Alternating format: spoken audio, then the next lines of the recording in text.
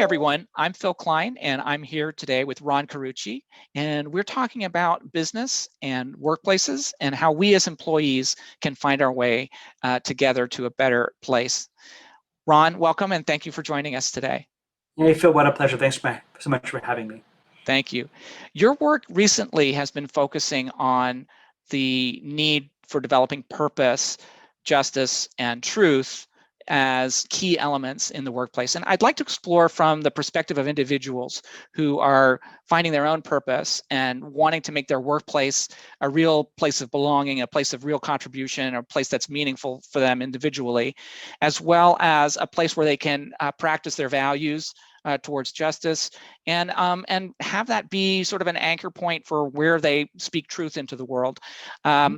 Can you share a little bit about how you see that playing out, either through some examples or from any point in your research in terms of how individuals and people at companies can relate to the principles you've been working on?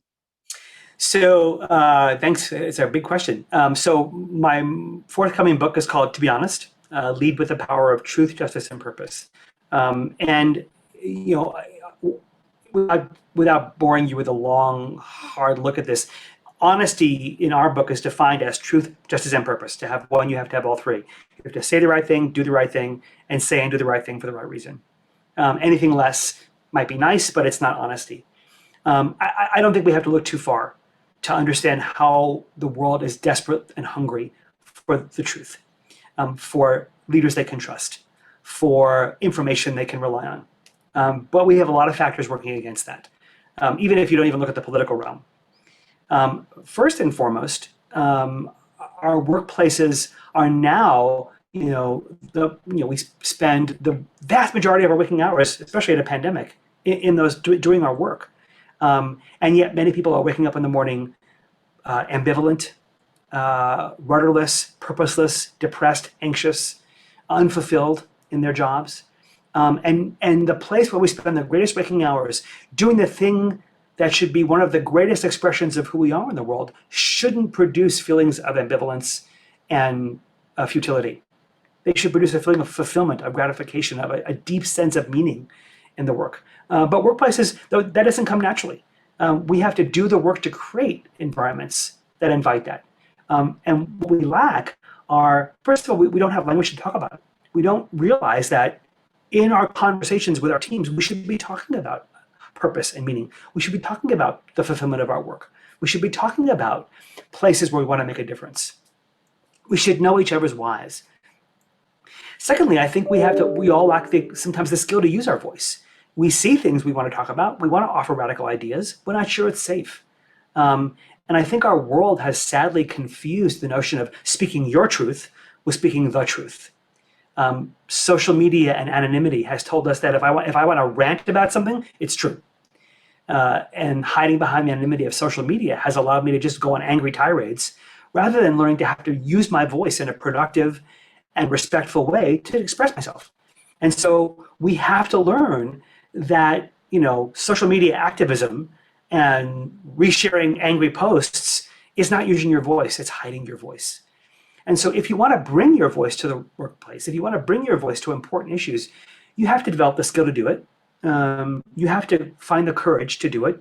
Although what I would tell leaders is your job is to make it so people don't need courage to tell you the truth, is to de-risk saying hard things to you. And we have to stop hiding behind anonymity or the sense that why bother, nothing will change anyway, and not compromise our values and speak what we want to speak. Whether it's offering a radical idea or giving somebody some feedback that they could help them change, even though it might be hard to hear, or telling our boss our honest opinions when they ask for them, rather than saying, well, they don't really want to hear what I have to say. So I think there's a lot of factors that go into how we behave at work that contributes to a sense of purpose and meaning. But often we take ourselves out of the game. We leave our voice at home. We leave our creativity in the drawer. We edit, we self-edit, we self-select what we share. We keep part of ourselves hidden, under the guise that we fear that it's not safe to be my whole self.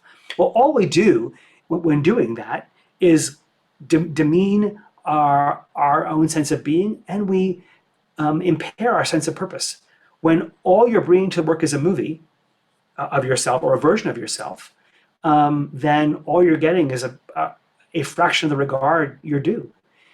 We all come hardwired with a deep needed sense to know that we matter, to know that our contributions matter. The problem is when that need goes unmet, we settle for the counterfeit. We settle for looking like we matter. And we go about making sure people think we're smart and think we're important and think we have something to offer and think we're accomplished. And all we do in the perpetuation of that illusion is feel emptier. And so it's so important that we create spaces where our authentic self and our authentic purpose actually does fit. Can you think of an example where someone who was in that sort of unsure state about, is it safe to actually start expressing myself, or, I think I should call something out here, but I'm not really sure how it's going to come across. How can they start taking those steps to take productive risks, if they are risks, to letting themselves be seen and, potentially exposing themselves to being, shut down or put down by an authority figure at work, but still take those steps nonetheless?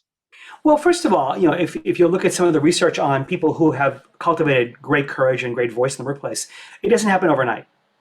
If you've been largely silent for most of the meetings, you can't suddenly walk in and say to your boss, "This strategy sucks," right? So part of it's building up small wins about being reliable and credible. And some of the best ways to raise concerns is through questions, saying, "I'm wondering if anybody else is thinking this," or "I wonder, has anybody else wondered about this?" Or "Here's a concern I have. I wonder if am I off base?" And just test it. Be Socratic. Don't go in guns blazing and declare harsh judgments. Right. The second thing is, ask yourself: does my relationship with my boss is it strong enough to hold this? And if you think if you already decided they're a jerk, and you don't like them, then your ability to impact them is going to be limited. You have to decide if you want to be right or be helpful. You can't be both. And if your sense of superiority, your sense of moral judgment, because you're so irritated and so indignant over the way things are happening, you may be right about those things. But if that's how you approach them, you're unlikely to be impacting in terms of change.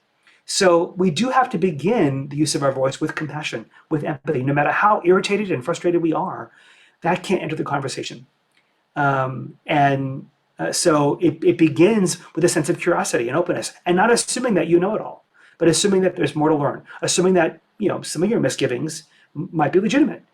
The worst thing to do is go to your colleagues and go, "Don't you think he's a jerk?" Or "Do you think this way too?" And start colluding, because now you're making the problem worse. And now you're part of the problem instead of being part of a solution.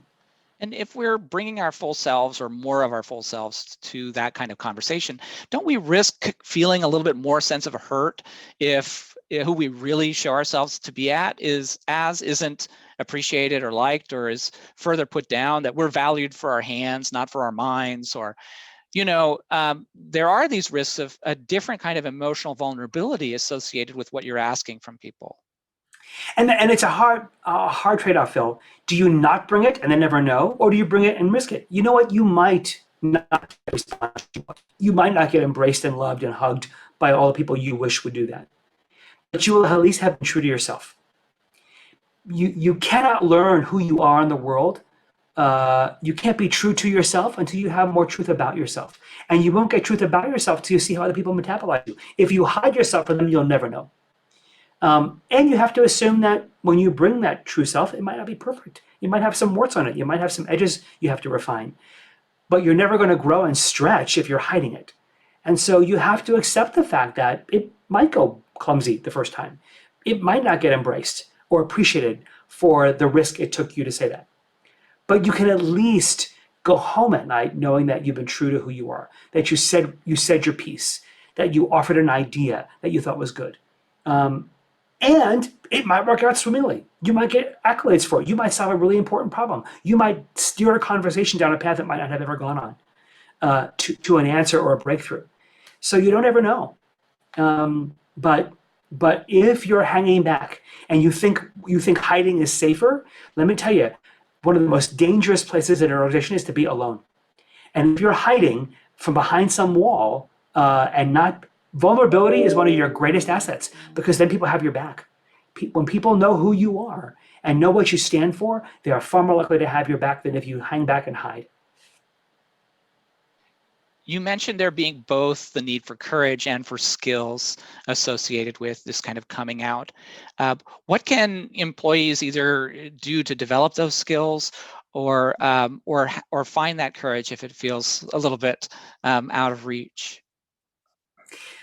So one is practice, right? Both for getting more nerve up to say hard things, but also if you have something really important to say, write it out. Rehearse it. Nobody should go into a really hard conversation and saying it for the first time. The first time, we've all seen what that looks like. People go on babbly windups. They start sweating. They start, I mean, like like you mean like I know I'm so sorry. It's really me, and we get these long gobbledygook things. So we just shoot ourselves on the foot, or we go in guns blazing. What the heck is your problem? And we just shut people down, make them defensive. So write the messages out. Find a colleague or friend to practice with. Role play it in the mirror. Work on it.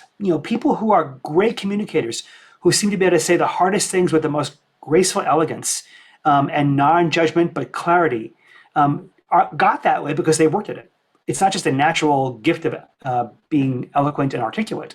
It means people have thought about it a lot and built their vocabulary and their demeanor to be a place where hard things can be said.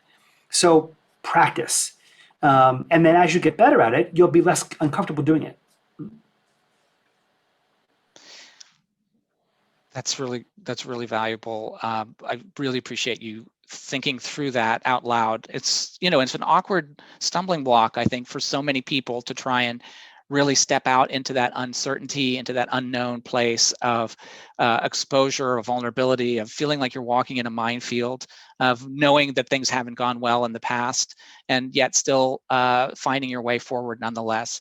What would you leave someone who has the next few months that they know that they're going to still be at the same company, and they're trying to think about, how do I really find this as the place I want to stay longer term, right? How do you go from being a foot in to both feet in Sure. at a company? Well, I think before you think about the job you're in, think about in 5 years from now, depending on where you're at in your career, what do you want to be true about your thumbprint on the world? What do you want people to say about, if I bumped into somebody on the bus in the town you live in, and we both realized we knew you, and we said about you, oh yeah, she had such a big impact on my life. And I said, oh, tell me, what story would you want them to tell? Be thinking about the impact. I mean, some people go right to the epitaph and write the eulogy, but be thinking about, what do you want to be true of your mark in the world? What is it you want to have contributed? When are you at your best? If I said to you, go back over the last year and tell me 3 moments that were your record-setting moments, when were you at your best? You would tell me about moments of joy, of your great idea, your most creative thoughts, a team that regarded you, solving an important problem. You would give me moments of achievement and impact that were unique to you. Find the patterns in those moments. What are the conditions that bring out the best parts of you? And begin to see if you can see a Venn diagram between what you love, what you're good at, and what's needed. Those 3 things. If you can describe the conditions that bring the best out in you. And once you can get to those patterns and see those intersections, you can ask yourself, does the job I'm currently in give me enough opportunity to be that as often as I want? Now, it's never going to be 100% of the time, because that's just not real life. But if you're only getting experience of that Venn diagram 30 or 40% of the time, that's telling, right? That probably isn't enough to keep you in the game. But if you get to 65 or 70%, that's pretty good.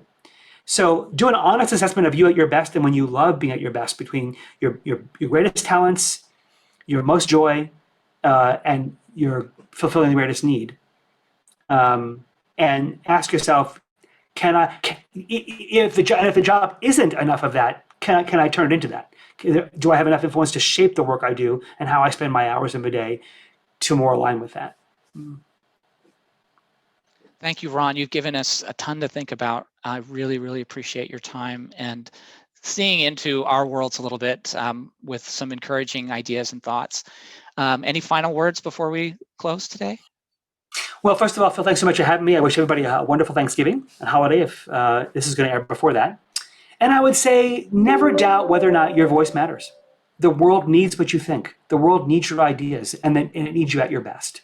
Don't settle for being on a conveyor belt. Don't settle for going through the motions, because you know what, you're going to wake up one day and you're going to be 40 or 50 or 60 and look back and go, what the heck? I mean, we're seeing it, all over the place. People in their 40s and 50s suddenly realizing, what was it all for? Don't wait till that moment. Decide what it's going to be for now and set the course for a life that doesn't end in regrets, but ends in triumphs. Thank you, Ron. We hope you Take care, have Phil. all the Thanks for having best. me. Thanks You again. too. All right. Take good care.